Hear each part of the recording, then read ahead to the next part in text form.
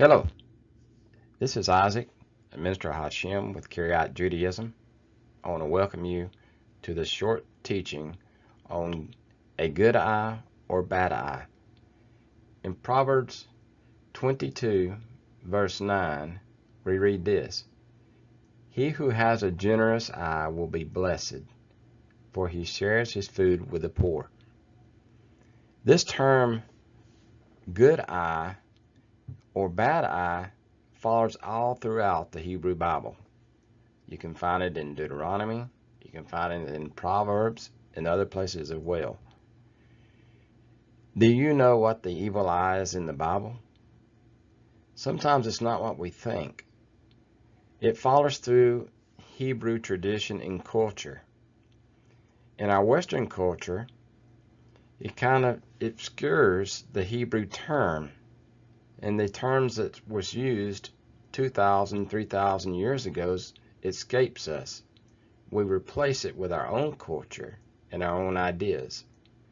To understand the Bible in its fullest, we must study the culture and the language in which it was wrote in. The good eye or bad eye. Jesus, or Yeshua, was a Jew who spoke Hebrew. And that might be a surprise to a lot of people, but there's more and more evidence every day that the Hebrew language was not a died out language, but it was vibrant and being spoke even in the time when Yeshua or Jesus lived.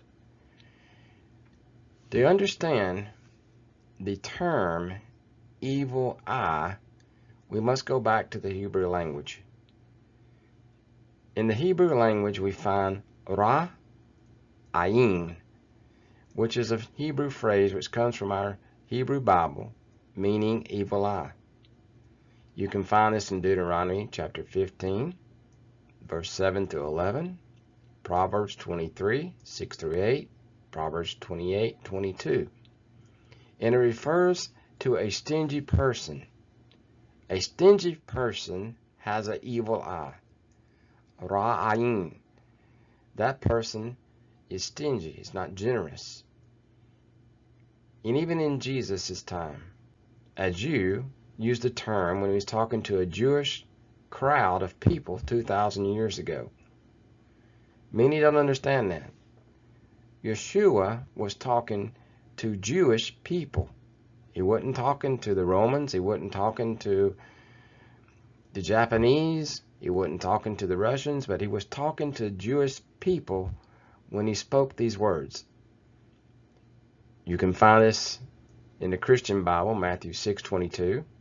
The eye is the lamp of the body, so if your eye is healthy, your whole body will be full of light. But if your eye is bad, your whole body will be full of darkness.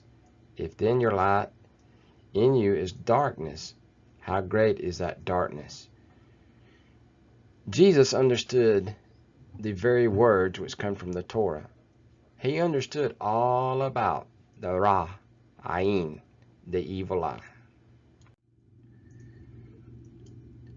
Then it comes to another word, another phrase, the good eye, which Tov Ayin. Tov Ayin means a good eye, means a generous person. You can find that in Proverbs 22:9, which we done quoted. He who has a generous eye will be blessed, for he shares his food with the poor.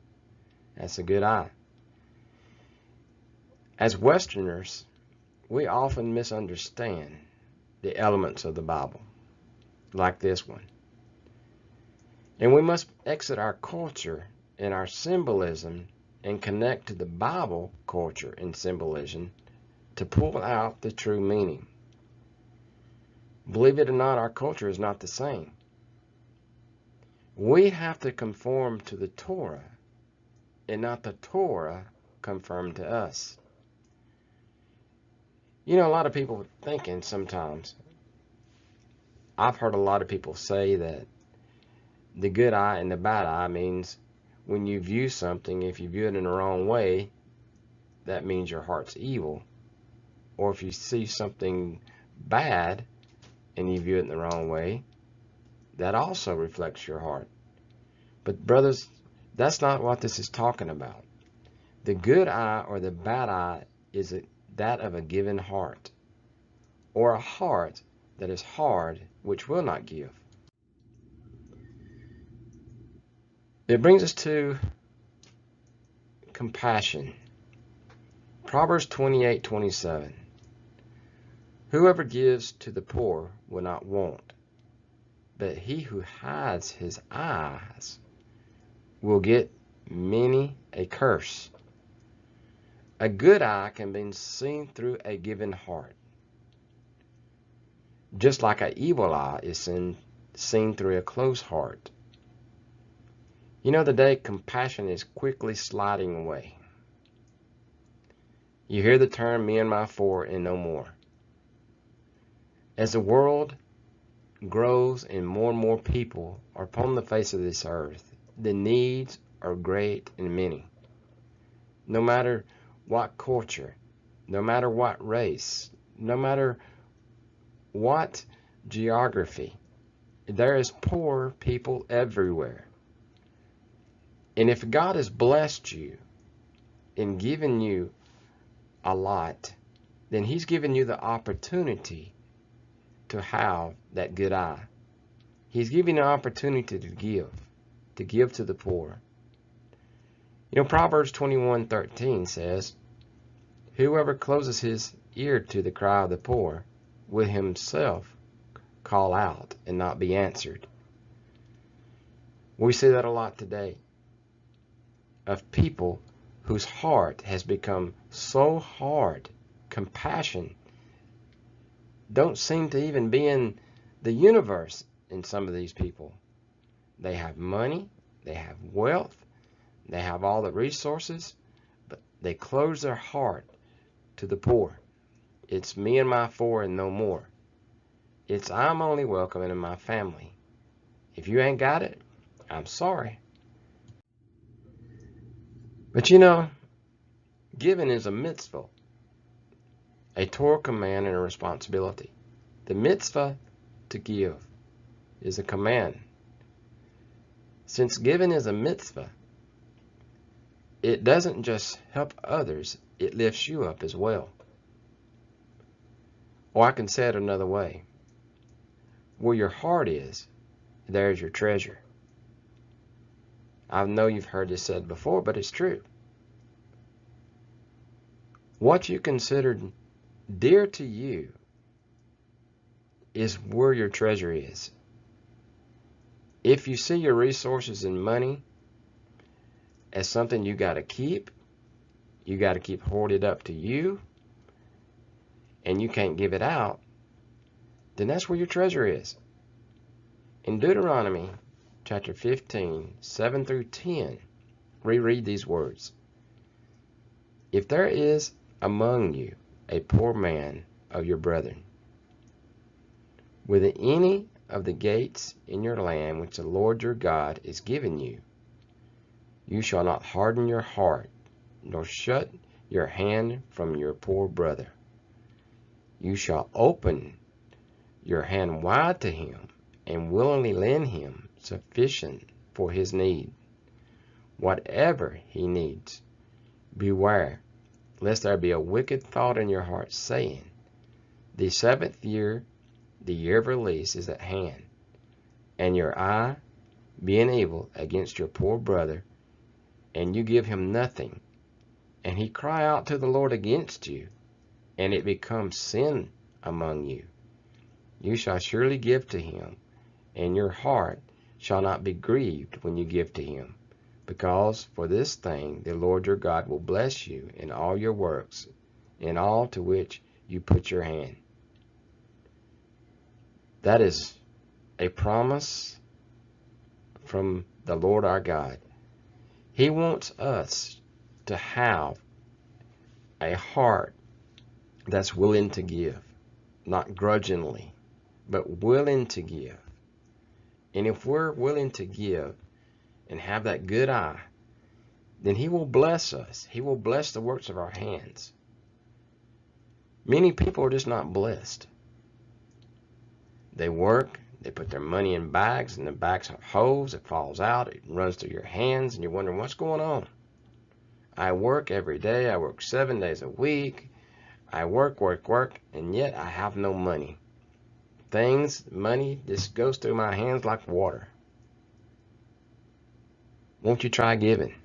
Won't you try fulfilling the mitzvah to help others? Trust me, it'll help you too. The good eye or bad eye. In the Jewish culture, even that of Yeshua, a person with an evil eye was considered a stingy or greedy person who gives nothing to his brother. You can see that through every culture. No matter it, us Jewish people do not have a monopoly on that. It spreads across the earth. Even here in America, you hear the term, that's a greedy guy. He don't give nothing. He won't give you nothing no matter what you say. That's the same principle in the days that the Bible was written. The same principle. The Jewish Jesus would have said it this way. I want you Christians to listen to this. But if you are a stingy or greedy person who gives his poor, needy brother nothing, your whole body shall be full of darkness. Why? I, being a Jew, quoting the words of Jesus. The reason why is because us Jews and Christians can agree on this issue. This is not a Christian issue. It's not a Jewish issue. It is a Hebrew understanding. If you have a good eye, you have a given heart. A bad eye will cause your body to be full of darkness. Giving will make your heart feel glad. Give and fulfill one of the greatest commandments. Fulfill the Torah, my friends. And I'm asking you this day, would you please consider giving to JDC? I do. Every month, I give to my Jewish brothers and sisters that are in need. Let the eye of your heart be good. Consider really giving. May God bless you. May God keep you. May His light shine upon you forever. You can always email us at isaac@callrest.com. Leave your comments. Spread the message. And let's get busy for our God. Thank you.